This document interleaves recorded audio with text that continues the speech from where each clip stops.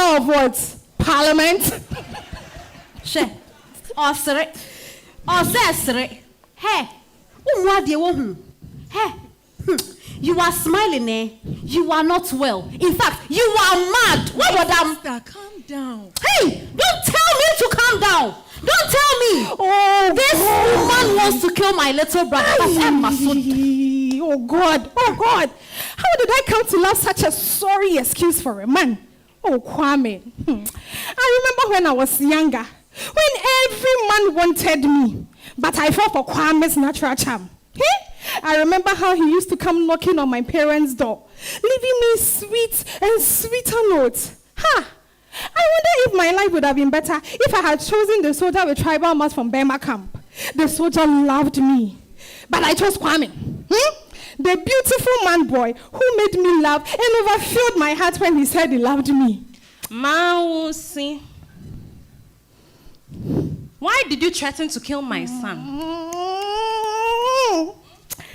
This woman has finally gotten me. Hey! I know she never liked or accepted me. She was just indifferent.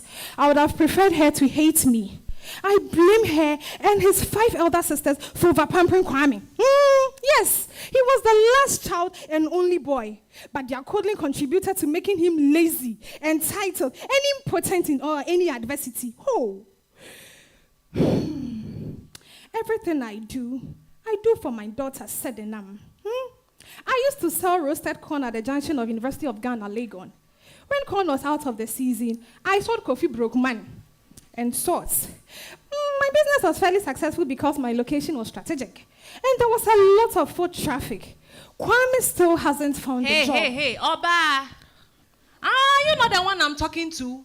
I say, why do you threaten to kill my son? I met Samuel on a rainy Thursday in June. When he pulled up in his SUV to buy corn, he rolled his window down. Madam, good afternoon. How much? Oh, good afternoon, sir. Thank you for stopping. It's 5 CDs for one. Okay, give me 5. And coconuts. I hope they are soft. Yes, sir. Here you go. Sir, you gave me 200 CDs note. No. I just need one, and I'll be able to give you as many. I know. Keep the change. Oh. I like that you are very polite. Oh, thank you, sir. He returned 2 days later. This time, Sadenam was with me as usual every day after I picked her from school.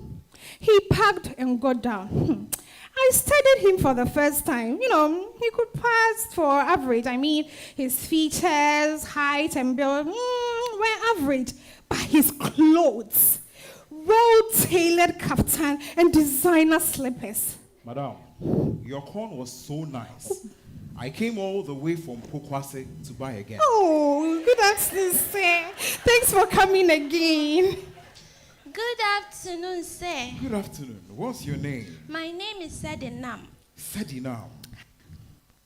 Nice name. What does it mean? Oh, it means God has delivered me. Wow. Your doctor looks exactly like you. Thank you. You speak so well. What school did you attend? Oh, UW. That's nice. And how is business? We thank God, we are pushing it. Good. Oh yeah, let me have the same order. Okay. I added 2 extra cups and 5 extra coconuts for you for the last time, sir. All right, here you go. Sir, this is 1,500 CDs. Oh, no, please. I can't accept it. I won't please. take it back either. But I suggest you take it and buy something for Sedi now. Oh, thank you. Thank you so much, sir. I remember vividly the money was enough for me to take the next 3 days off. But I didn't, because I only rested on Sundays. But I did as he suggested and bought 5 dresses for Sedenam, 2 new ones for church and outings, and 3 second-hand casuals for stay at home. She's been wearing the same clothes for some years. And for the first time, I bought her new clothes in her size. And when Kwame, who I told about Samuel's generosity, asked why I didn't buy her clothes 2 to 3 sizes bigger as we both always did, I told him I forgot. But I wondered why I couldn't explain to him that for once, I wanted to see our daughter in new clothes her size, rather than her growing into them when they were faded. Samuel came to buy corn, every week and always paid for more than what he bought, especially when Sadinam was with me. For a child who was usually wary of strangers, Sadinam surprisingly had a lot of time for him. And it was because of the little things he did. Always fist bumping her, making funny faces with her, listening as she prattled about school and Angela, her best friend. I nearly cried the day he gave Sadinam $200. I thanked him and prayed for him, and I noticed he was uncomfortable. He never stayed for more than 20 minutes, but I later realized that time was an escape for both of us. Over time, we both developed a warm, understanding companionship of sorts. He didn't speak much about himself, but I got to know some basics. He ran an international freight company. He was in the middle of a bitter divorce, and his 2 children lived with his soon-to-be ex-wife in London. Over time, I told him about myself. First daughter of 3 of an ex-soldier and a military nurse, married to my first love, now mother of 1. I didn't tell him about Kwame's unsuccessful job search till the day he asked what Kwame did for a living. Kwame hadn't actively searched for a job in months, and he spent his days idling at home. If he doesn't mind, he can send me his CV through you, and I'll see what I can do. Let me know what he decides. Oh, thank you. Thank you so much, Oh, sir. please stop that. Call me Samuel. All right, Samuel. At home, I told Kwame about the conversation with Samuel and asked for a copy of his CV. Hey! I was disappointed he didn't seem enthused. He wants my CV. Okay, I've heard. When will I get it? Mausi, you can see that I'm going to get on a queue to use the toilet. I need to get there before Nam messes up the place with a smelly shit. After that, I will queue to take a bath. I hope I don't go in after that useless Joe Willie who uses 2 hours to bath. Okay, my husband. Give it to me when you are finished. I have heard. When 2 weeks passed and he hadn't given me the CV, I wrote one for him, went to a business center to get it typed and printed, and gave it to Samuel. I didn't mind doing such things for Kwame because generally, he was a good man to me, but just a bit lazy. I gave Samuel the CV. He studied it carefully. I think I can fix your husband in my company. What about you, Mausi? What about me? How? Do you want a job? Oh, no, not really. Because he won't give me time to take care of Sadinam. I want to take her to school and pick her up every day. So, you are going to do this business forever? Oh, no. God forbid, never. If I save enough money, I hope to open a grocery store to sell food items. There isn't one in my neighborhood, but I should have an advantage. I can get good produce from suppliers I know in Kaneshi Market. Plus, I'll be closer to home in Satnam. But it's just a dream for now. How much does your dream cost? I did the costing last month from rent, furniture, and first stock. They came up to almost 18,000 Ghana cedis. Mausi, you are a beautiful woman. I want to help you, but I'm also human and selfish. So here is my offer. I will give your husband a job in my company, and I will give you 40,000 cedis. All I want in return is you spend the weekend alone with me in Adar. I'm going there for some businesses. Yes, this is If you agree, you don't have to see me again after the weekend if you don't want to. If you reject my offer, I will understand. But I suggest you think about it. What? Hey! How dare this man insult me? Sir, look, please don't buy anything from me again, okay? Don't step here again. I am a married woman. My husband is man enough for me, and I will never cheat on him. Hey! You have insulted both of us, and you want to go It's ahead. an offer, not an insult. You have my number, Mausi. Think about it. As he drove off, I felt a tear run down my cheek. I went home early. I was still fuming when I told Kwame about someone's preposition. I expected his rage to match mine, thunder to my lightning. But he stayed silent for a long moment. Isn't that the man who gave Sedinam $200? Yes. Foolish rich man. Yes! You are my woman. You will always be my woman no matter what. You understand? Yes. Hey. Aren't you listening to me? I said, why do you want to kill my son? Hey, come on. Answer mommy's question. We are waiting. And wait you shall. Oh, I remember on that Friday, my first night in Nada. Someone made me wait. Earlier in the day, he had taken me with him on his business. He asked me to sit with him through meetings with landowners and farmers, introduced me as his associate, and asked for my opinion. He even asked me to take over the last meeting. When we returned to the city, he took me shopping, then to a late lunch. In the hotel suite, there was an awkward silence as he sat on the couch and watched me perch uneasily at the edge of the bed. Then he wrote and handed me a check. 58,000 Ghana cedis. Aye! Here. This is for your dream. And then some. For my soul, you mean? I know this is hard for you, Mousy. In another world, I believe we'll be perfect for each other. But we are in this world. And the best we can get is this glimpse of what we could have been. I thought this was an offer.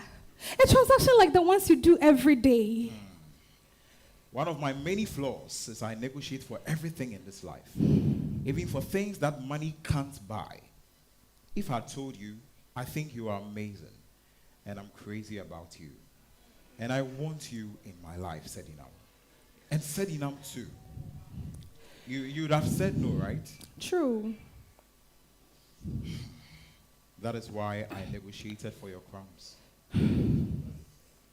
In fact, those words collapsed my high walls and eased my mind. It felt so natural when we both lay on the bed and talked. When he held my face and called me beautiful. When we kissed and I tasted the wine on his soft lips and it all went to my head.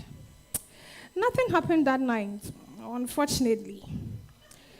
The following morning, he slipped into the shower after his morning run, and I slipped into the shower beside him, naked. We were both running under the cold spray by the time we were through. Then he pinned me against the wall, and I lifted a leg to welcome him as he slid into me.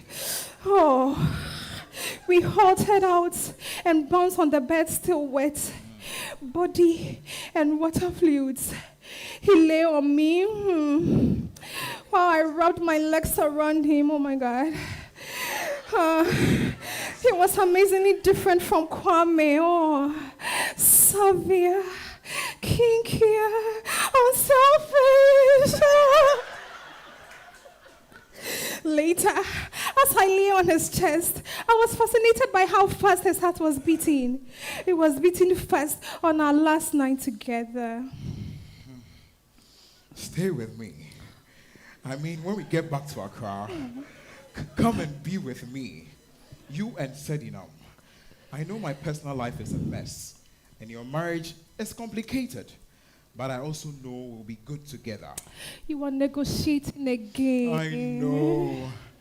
I don't know how to stop. I don't want you to stop. Hey, Mr. Mousy, won't you say anything? Me, I cannot say something for you again. You are just sitting there smiling in silence when we've asked you a question. Hey. Ask Kwame. Huh? What should I ask Kwame? Ask your son why he made me sleep with another man for money.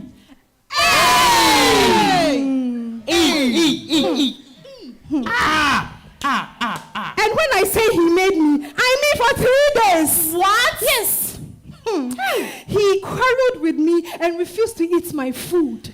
Men are scum. He didn't even touch me. And even begged me to do it to secure our daughter's future. Kwame! Kwame. He's here. Ask him why. Kwame, please tell your family why you made me sleep with another man for money, but treated me like a leper when I returned. Ask me, please. Explain why you refused to take the job the man offered you, but you insisted that I took the money. Rent this house and buy you that stupid watch that you are wearing. Kwame, tell them why you have refused to touch me, but you are sleeping with every girl in the neighborhood. You unemployed creature like you. Why did you say yesterday that you don't think Sadinam is your child? Kwame, it is true. It is true. See, Mama, one last thing. If Kwame doesn't move out of this house, if he doesn't move out of this house, I will cut his member and use it for money rituals.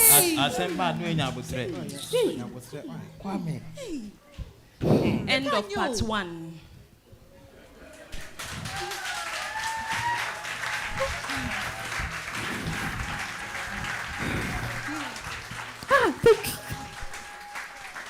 Here we present to you a lover's vendetta. If we ever meet again, only one of us will leave the encounter unharmed. Look, if I don't kill you, I will leave a mark so deep and prominent on your face that anybody with sense will look at the mark and know that only a worthless person will do something deserving of such a scar. The anger that has been boiling my blood since the day you disappeared will never be cooled until I inflict the same pain on you. We met when we were both trying to find our paths in life. You were a 27-year-old mechanic at John Holt, and I was 25. We sat side by side in a trotro from 37 to Medina. I remember I was so tired from working that day at my cleaning job at 37 Military Hospital that I fell asleep on your shoulder. Maybe for other people, my job would have been something shameful. But I can never be ashamed of making my own money. Never. See, when the ATM machine brings out CD notes, they look the same, no matter how you have earned it. Anna, hey. Besides, cleaning people's messes at the hospital was perhaps one of the most therapeutic phases of my life. And that day I fell asleep on your shoulder was one of those days I did major cleaning at the hospital. Everyone always leaves a mess in the hospital's toilet, but I did not mind at all. I found cleaning soothing. It was not the worst job I ever had, and I didn't look down upon myself. I knew I was going to make it in life, so I was okay with the many phases and curves life brought through at me. Della, it was tiredness that led me to you. I leaned on you, trusted you even before I knew you. The thing is, I should have chosen the other empty seat beside the woman who had a basket full of Kobe on her laps. But I just didn't want to spend hours in traffic inhaling the strong smell of fish mingled with other smells. And so, I decided to sit beside the young man with a clean white shirt. Anyone who could keep a white shirt clean at the end of the working day in Accra deserved a standing ovation. Oh yes, but I should have also known that any man who could keep a clean white shirt at the end of an Accra working day would be dangerous. Excuse me. We are at Medina Junction. I hope we have not gone past your bus stop. Hey, I'm sorry. I didn't know when I slept off. It's okay. I could tell you were tired. Hey, Moai, Adam and leave for Munsi for my last company. What the phone I'm didn't frame so passengers stay. Munsi. We all rushed to get off bus, but as we clambered down, I noticed you held my hand to keep me safe. Della. Nice to meet you. My name is Tenewa. Tenewa. Yes. That is a beautiful name. We gisted like old friends, and we had a lot of things in common. But the deepest bond we shared was the loss of both our parents. That night when I got home, I told Fossy that I had found my husband.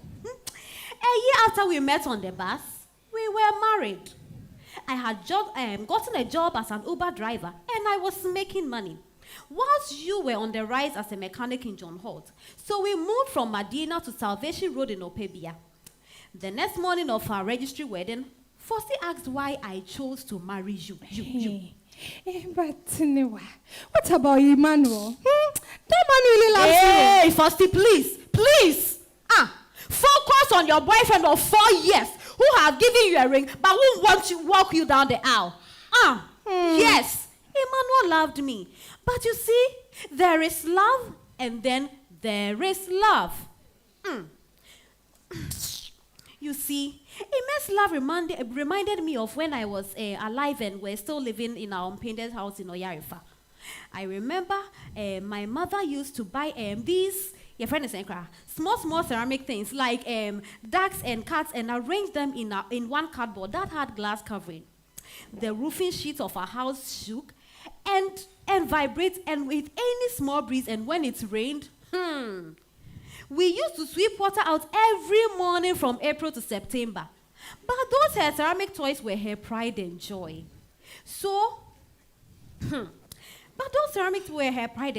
She would polish them on Sunday mornings, humming and singing to herself in our parlor. To Emmanuel, I was one of those toys. If I stayed with him, ladies and gentlemen, I said if I stayed with him, our cement house will be flooded with water, but he will be petting me, thinking that he is happy and content. But you, Della, you were the kind that if there was a riot, tear gas fall everywhere, and sirens are sounding off, I believe that you would come and find me. Yes, you would hold my hand, and you would run together to keep me safe. I didn't believe that a Prince Charming was going to ride into Medina on a white horse to save me and carry me off to Trasacco. You were the closest to a Prince Charming, and I was content. Please, my dear, don't be angry, I'll leave you be. Marry him. I will support you. And she did just that. At the registry in Accra, she followed me around with a handheld plastic fan so that my makeup would not smudge and the wedding photographs would look nice. I remember when I moved out of our shared room, she followed me in the rickety yellow and black taxi, cardboard boxes on her laps, joking about how she would be the one to help me with my first baby because I had no mother and neither did Della. Fossy will always have my heart for standing with me. After 4 months as an Uber driver, our finances improved. Even though I was splitting my profit 60-40 with the owner of the car, it belonged to a former colleague from the hospital who wanted to help out. And while she was working long hours as a doctor, her Toyota Camry was making money for both of us. Being an Uber driver was not dangerous at all. You see, like with all things, I applied sense. I never drove at night, preferring to start at the crack of dawn. I was never harassed. I was toasted, but never harassed. I guess not every man in Accra is unfortunate, except you, Della. Yes, except you. How could you be so unfortunate, See, aside from the pain I feel, I am just disappointed in you. And I regret sharing my money with you. I regret sharing anything with you, Della. We were young, in love, and newly married. Living in our one-bedroom apartment, filling it with our dreams, hopes and prayers during the day, and our passionate love-making at night. We worked hard and came home exhausted, but we were never too tired to explore our bodies. No man had ever shown my pussy the kind of love you showed it. The way your tongue swept over my clit, the way you sucked my juices dry and then made me wet again by sucking my nipples. Whilst you teased me with your fingers, the way you kept inserting your tongue in and out of my pussy. Swallowing my orgasm over and over again. Della, your tongue has more uses. And you should cut that useless piece between your legs off. Your tongue is enough. Perhaps before I kill you, I will let you ride me with your tongue one last time. I mean, one for the road. At least you will die with the taste of my vagina accompanying you to the hell you came from. You nearly took everything away from me, Della. And for what? For what? Look, wherever you are now, hey, I hope it was worth it. Married to you taught me a lesson I hoped never to learn. I should have known you were up to no good when you disliked Fosti. My only true friend who was closer to me than a sister for no good reason. What kind of name is Fosti? Titi say. Babe, it is Faustina, but she chose to shorten it. Baby, please leave her. My wife, I don't like that girl. She is weird. I don't want her coming here. Hey, I was shocked. But babe, you know all about us. I mean, like Fosti and I. You know the emptiness of having lost your parents at a relatively young age. Mine died in a car accident when I was 10, and I ended up in St. Anne's orphanage. But unlike me, who at least once knew her parents, Fosti was abandoned from birth and was raised completely by the nuns. Thank God I didn't listen to you. Hey, thank God, oh, kamenu me papa. I would have been left with nothing if I did. Fosti might be weird, but she was right about you being wrong for me. But the first year we were married, it was not obvious to me. The many times your uncle would sit in our space and admonish us, you always stood up for me. You people should start now, so that your children will grow with you. By next year, my wife will be pregnant. My Please friend, don't put my us friend, shut under up. any pressure. Shut up. I'm the only one here since your father, my brother, died. All the other relatives ran away. Until your mother succumbed to cancer, I helped train you and your brothers. I want to see my grandchildren, Della. It is the least you owe me. But uncle, please take it easy on my wife. She is just 26. We are not even in a hurry to end our honeymoon. The way you defended me always got me excited. And I couldn't wait for him to leave so we could be naked. I craved the sensation of your dick sliding into me. Filling me up with your semen. Uncle didn't need to beg me to carry your seed. You knew how much I loved children. Maybe it was because I was an only child and you were not. The fact that I did not have to choose a blood relation in this wretched life was the saddest thing for me. It was another reason why I married early. And I was going to have at least 4 children. Yes, I was young and I was working hard, saving every kobo and investing what was left. You and I opened a special account for our future children's future. I was patient. I knew it was only a matter of time before my life would completely change. Hey! Who knew? Who knew that it would all end like this? Hey! Memanye. In our second year of marriage, my doctor friend came up with a suggestion that I refused at first. Tinewa, you are a hard worker and you are smart.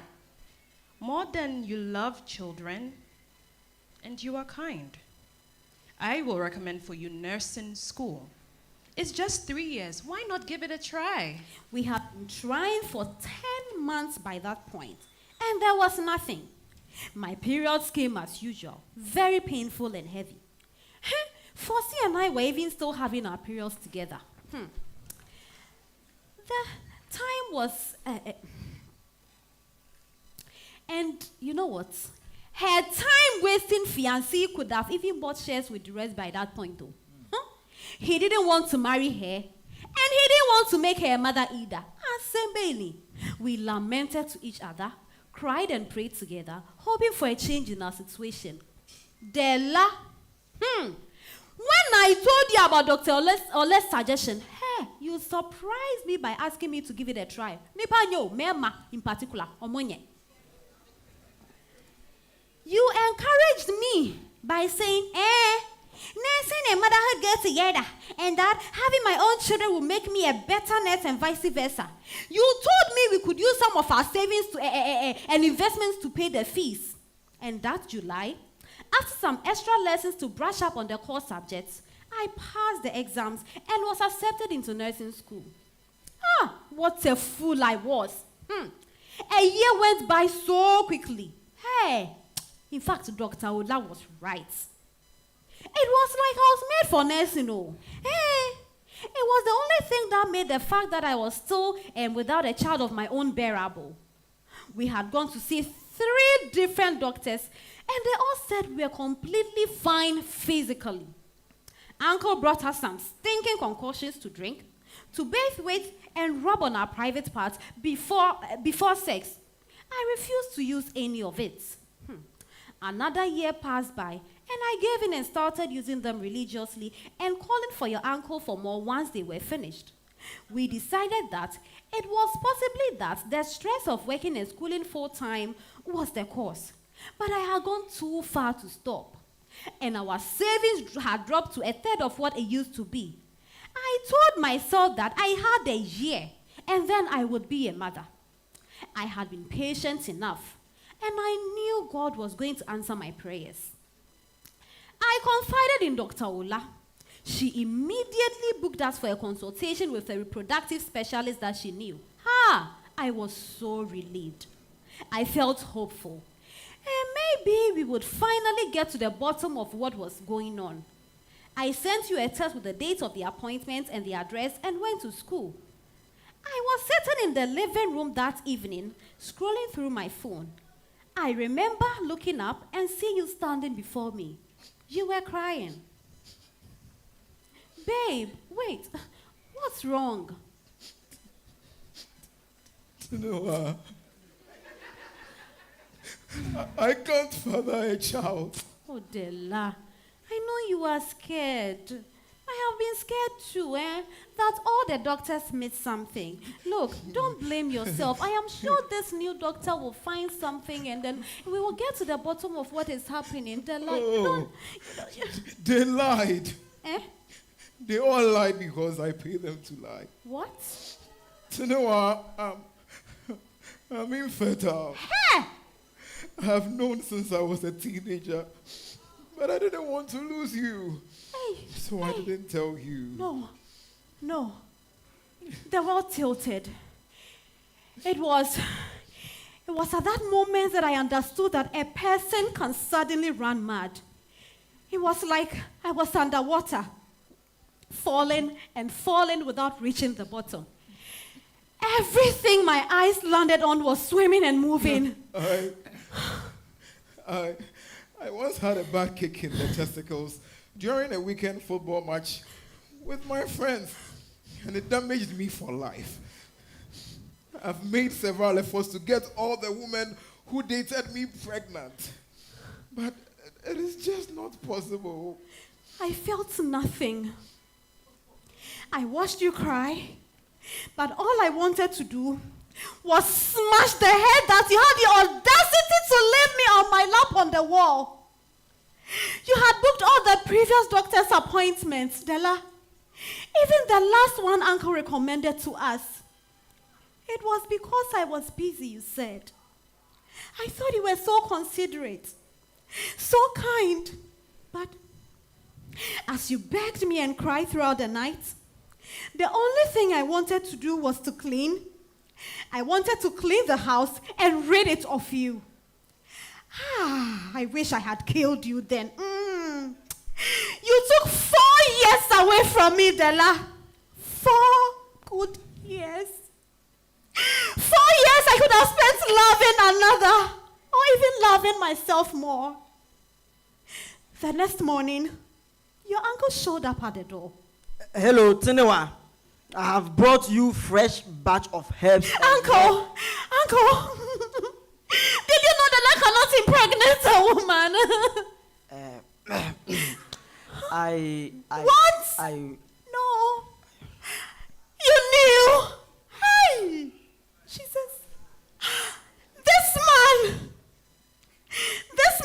sat with us, ate my food.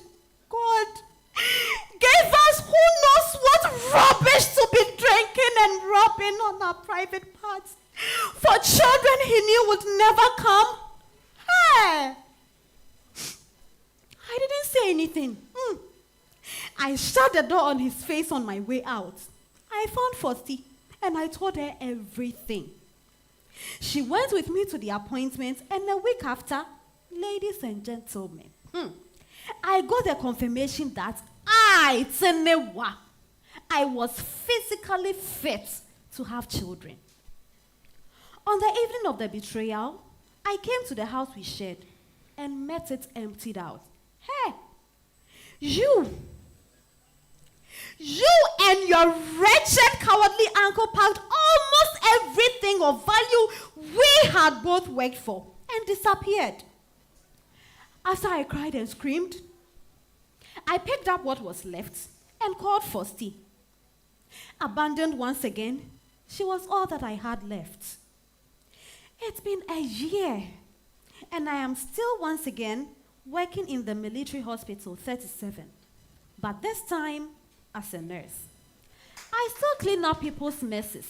People even vomit on my body cry. And I handle support during surgeries and now clean up people's blood too. What you did to me. What you did to me changed me, Dela. It nearly destroyed me. But I am putting the pieces of my life back together. Just as I was on the day I met you in that trotro.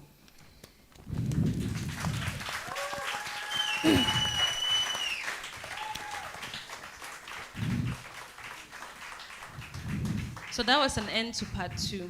We now have part 3, international relations. I am tired of Accra men. Nearly all of them are mad or more bodam. The standard Accra man package comes with lying, cheating, occasional scamming, alongside stylish kaftans, splashes of sauvage and oods, and fake accents. See, they have shown me so much for pain this my life that I have finally seen the light. It's so bright and so white. By white, I mean, oh, brony. Yes, I am going international and not looking back. I swear, the next man I date in this Accra will be on Obroni, so help me God. In this life, you need to know yourself. I have come to know myself. I know I have a sharp mouth yet, but I'm really a chilled out woman. Men pensem, and Accra men come within some in abundance. Even in little things. Talk about, I prefer to sleep by 10 p.m., but that's like morning for Accra men. Time about, the night is still young. Let's get something to eat. Krachi, you and who will eat this late? And if I get fat, you will be the first to chase after filter girls. Plus, both my parents had high blood pressure. So, since I am likely to genetically inherit it, I have decided to cut out one of my risk contributors. No, not food. Accra men. I used to be one of those girls who used to judge Ghanaian women dating white men in Accra. Like, are there no guys in Accra? Why are these fine girls sticking with these men? I would often complain to my friend Susan. She understood.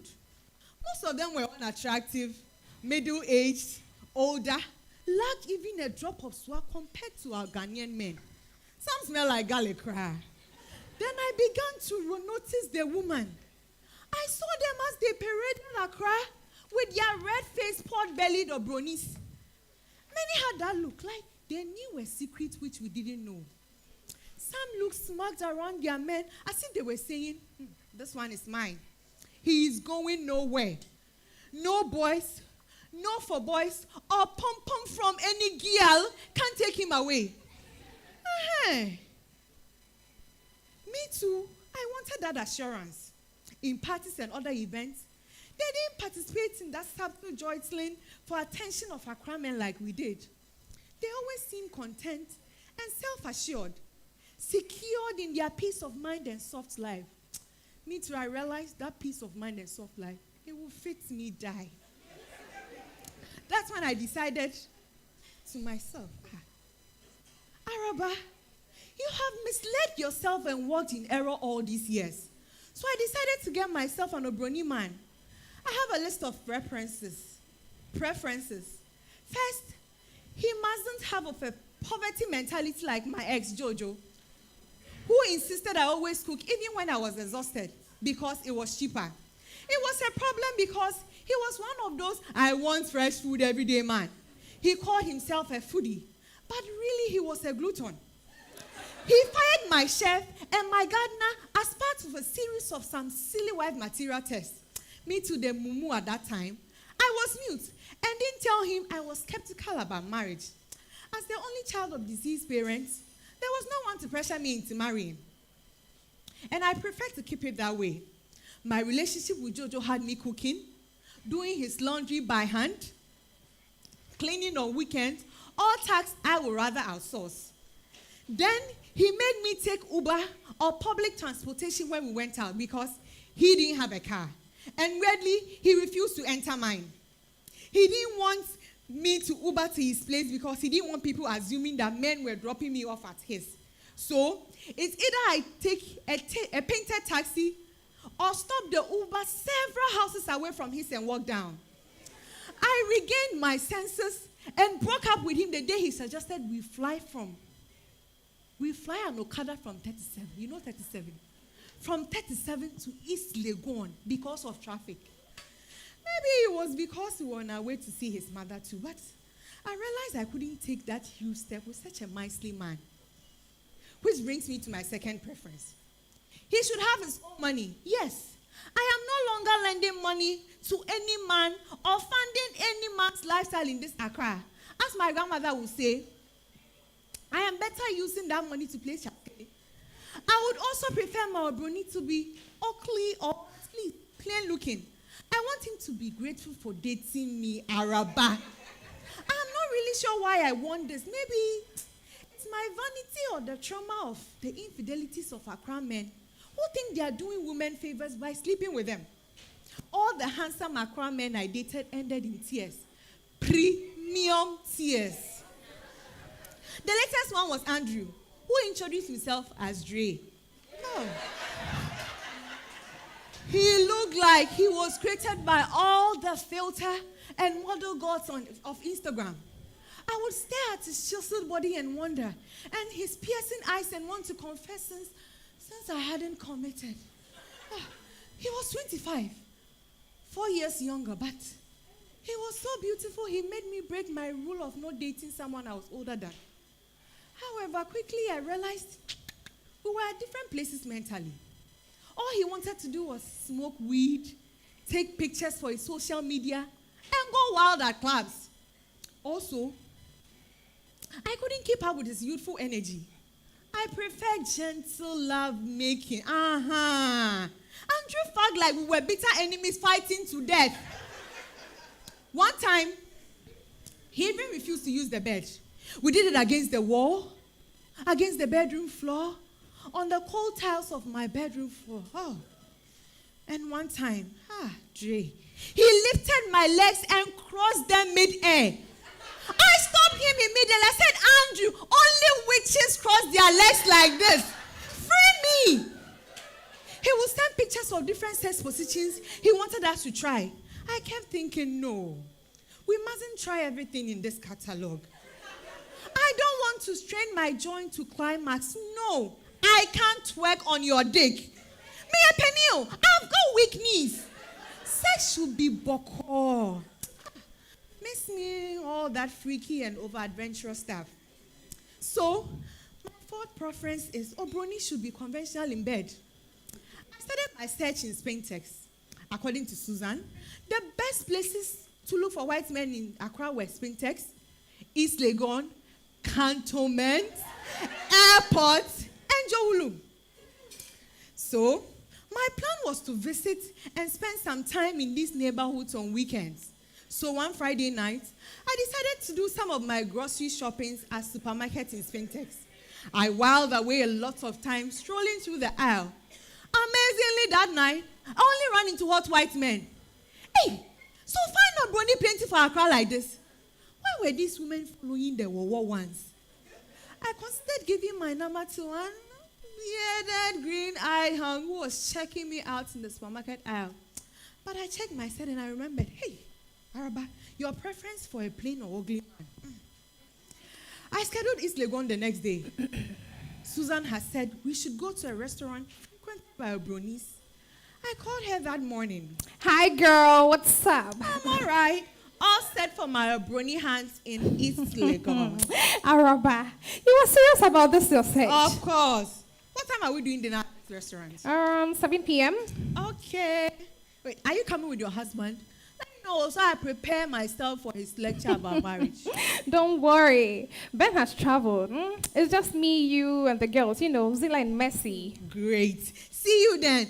Text me the location via WhatsApp. Sent. See you soon. All right, girl. Bye. Bye. Ladies and gentlemen, can you imagine this restaurant turned out to be a Lebanese restaurant?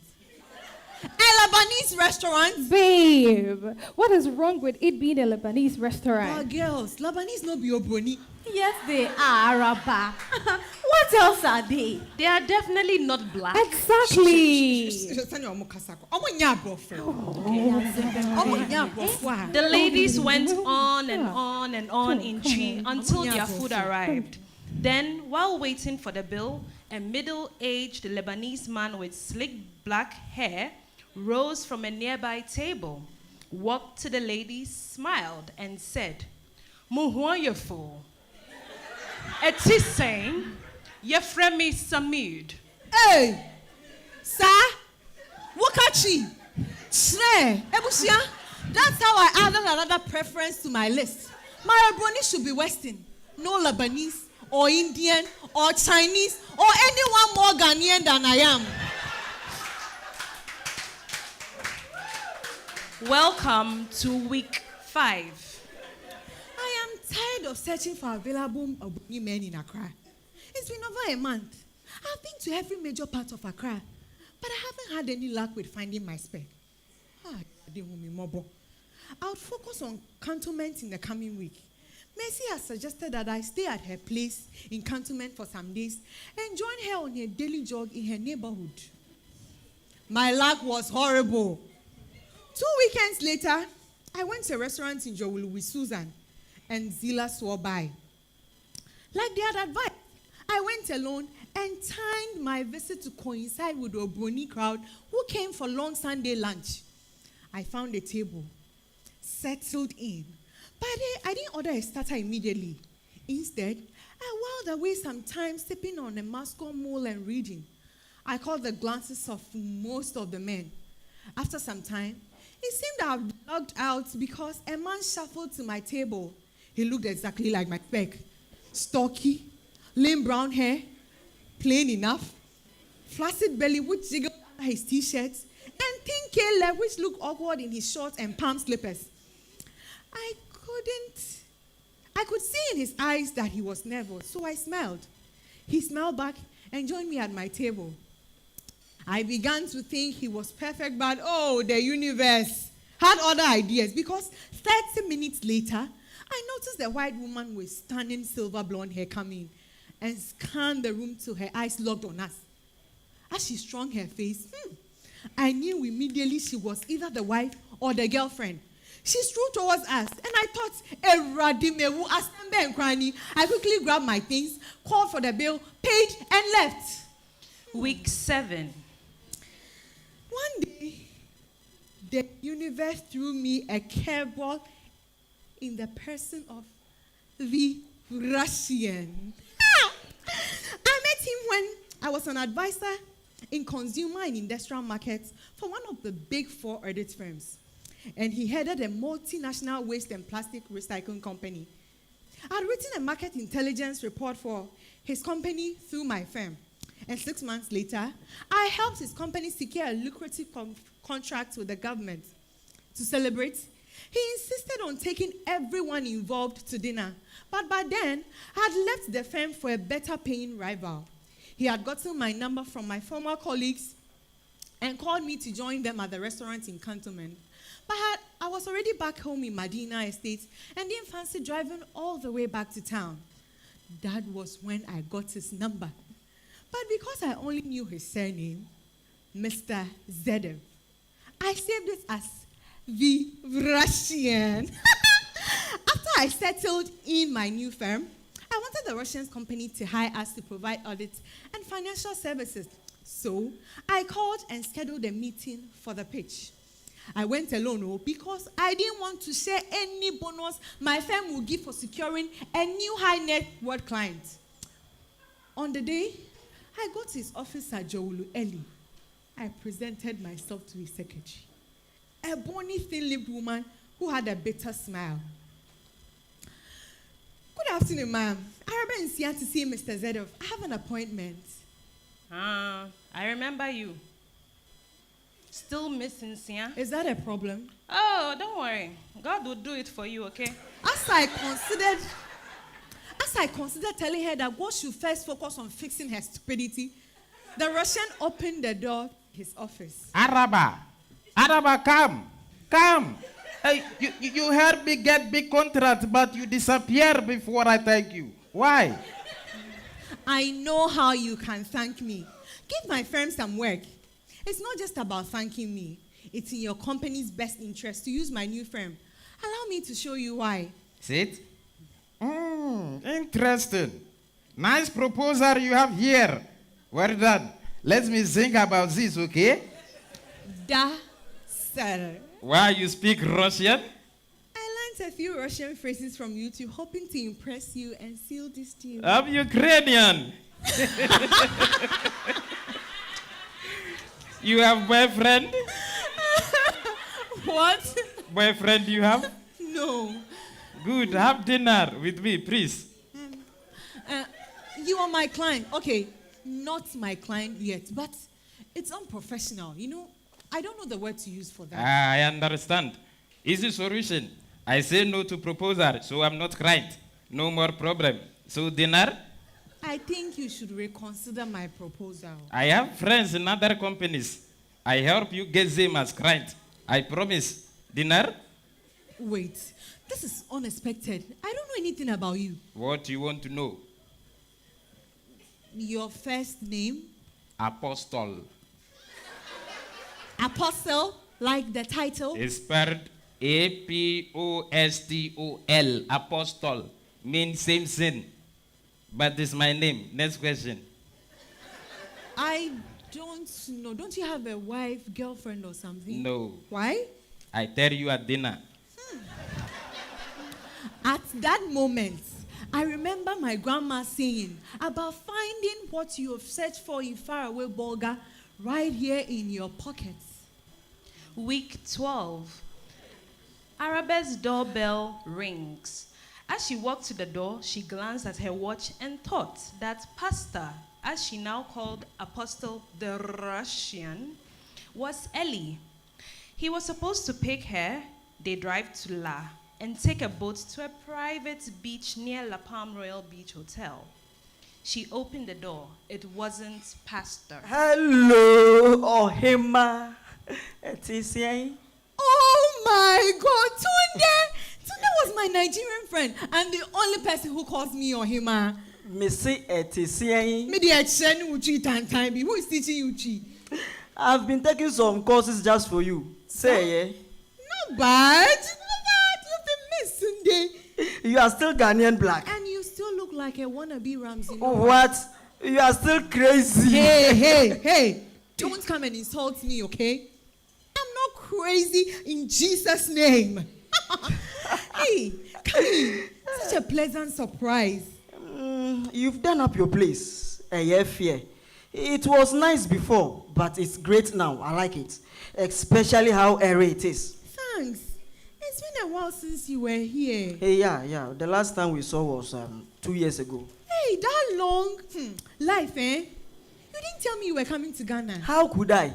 You don't take my course. But we text now. You know I've been busy. Oh, boa. Liar, oh. Yes. It's because of my wife. Yes, that's true. You know, how we can be with wives and female friends. Have to respect her and keep boundaries. So, how have you been? Charlie, you want something to drink? Your choice are water, Sprite, and Sobolo. You know, I don't like you calling me Charlie.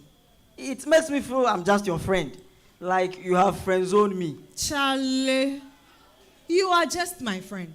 You were always friend-zoned. I'm working on changing that. My ohema. Sisimi, since we met, I've always been working on that. And who sent you on that hopeless work? The only reason why we didn't date in uni was because it was never the right time and we were always with other people. You mean you were always with girls? They were always with me. Liar. But you were never my type anyway. You know, I always preferred older men. That's what you always see. But I will quote the famous Trotro mate and say, Fastiano mame. It is possible. What? It is possible. Are you mad? Tunde, where is your wife? She's in Lagos. We are getting divorced. What did you do? Why do you think it was my fault? Because I know you. You have eyes for every woman. Now tell me, what did you do? It doesn't matter. We are getting divorced. That's why I came to Accra. To tell you, I want us to be together after the divorce. You know, we'll be good together. Your baby. Oh. Are you mad? I've got a boyfriend. You know, I'm big on boundaries. Who is he? Pastor. He's Ukrainian and also my client. You are dating a white man. I got tired of Accra men and I grew up. Still, I never figured you would date a Ukrainian pastor. His name is Apostle. Yes, it means apostle. So I nicknamed him Pastor. Are you happy with him? I am content. He is crazy about me, respects me, accepts my choices. He's financially comfortable, refreshingly honest, easy to talk to, easy to be silent with. The sex is good enough, no drama, thank God. Proper grown-up relationship. Yes, he ticks most of my boxes. He is much older, I guess. Of course, he's 51. You love him? Love isn't always necessary, Charlie. Ohima, you know I love you. Eh? I beg. You are worse than all the Accra men I know combined. Just then, the doorbell rang. Araba walks to it and opens the door to a visibly disturbed apostle. My pastor. What going on? Who's this?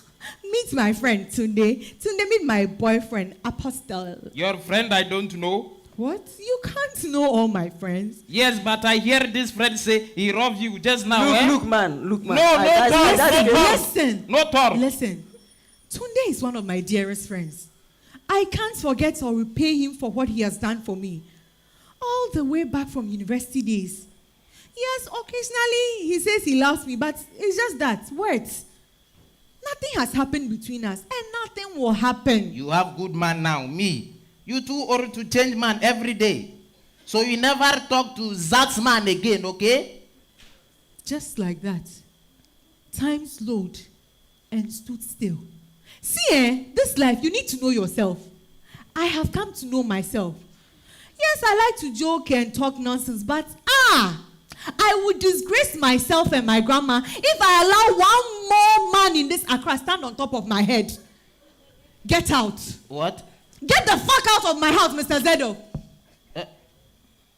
And you, Tunde, you and I can never be together.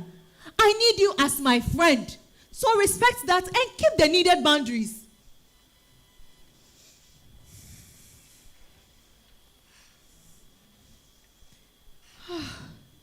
It's week 13.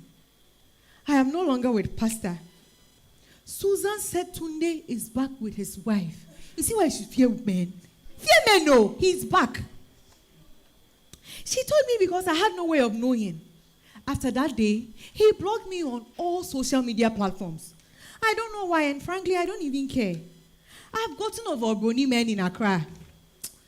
Looking back, though, sometimes I wonder if there's a particular madness that possesses men in Accra. Like, once they get to Accra, something overtakes them. Are all men in Accra mad? Oh, it's me. Hey! Last, I'm back where I started. Still tired of Accra men. Nearly all of them are mad. Oh my bodam!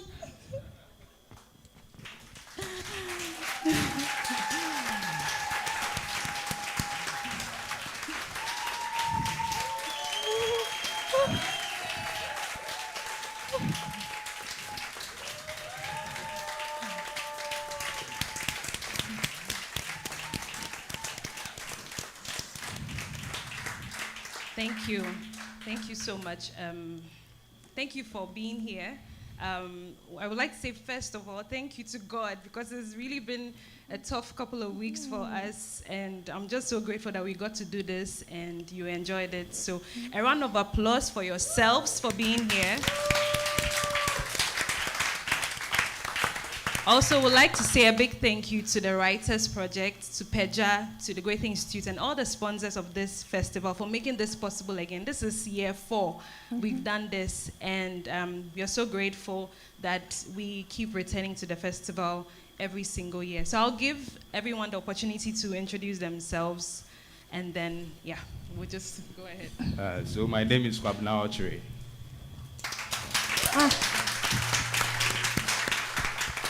Daniel Dazam. Angelina Boache. Esther Davis Ishem. Lordina Quatin. Divine Fiave. And I'm Alice Johnson, and yeah. So we are Found Space. 99% of us are students of the University of Education, Winneba. Not students, we are alumni of the... I don't want to go back to school, I'm so sorry. Let me take that again. 99% of us were students of the University of Education, Winneba, Theatre Arts Department. It's interesting that we are all standing at the same place, minus him. So yeah. So some of us were in the same, this is very interesting. So we were in the same class, and then those two were in the same class, and he was in another class. And then there's Divine, who is also equally talented, but he wasn't a theater department student, but he's very equally talented. And I would like to, yeah, this is something that was born out of this particular festival, and we are so happy that it has grown to be what it is today. A big thank you to every single person who reposted all the things we've been... I know we've been bombarding you with the promo and the posters and telling you to come, and you all made it here, despite the traffic, the weather conditions, everything. Thank you so much, and God richly bless you. Hopefully, by the grace of God, with long life, good health, we'll be back again, Peja 2025. Yes.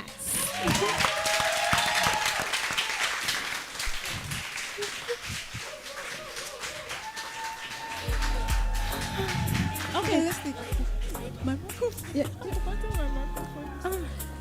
What? Oh, really? Mighty cool down, don't stop. Time they cool down, don't stop. Plenty enemies don't talk. Silence, money, don't shout. Very soon you go pop champagne and a bad ammo. Maxiliama, how do you know? Very soon you go pop champagne and a bad ammo. Maxiliama.